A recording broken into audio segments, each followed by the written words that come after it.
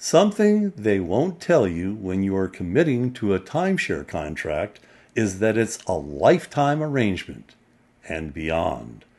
They may call it ownership, but in reality, you don't own anything except mounting debt. A few years back, I told my wife that over the next 3 years, the two timeshares would go. Having worked in the golf travel industry for some time, it became apparent that by booking trips ourselves, now it would almost always be less expensive than using the timeshares. Fate intervened in the case of our Palm Springs timeshare. The property was so valued that resort management polled owners on whether they wanted to sell their timeshares to a developer.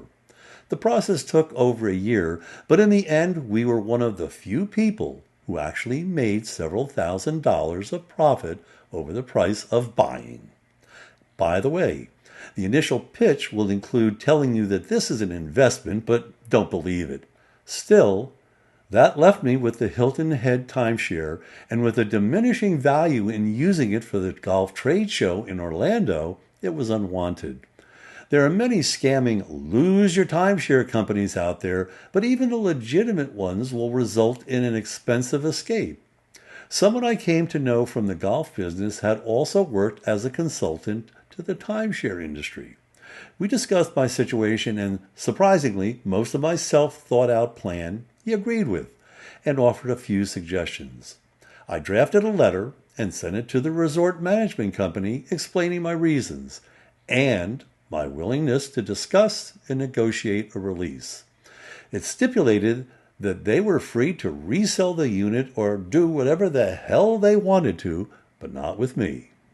No one responded, but over time, invoices arrived until another invoice came from a collection agency.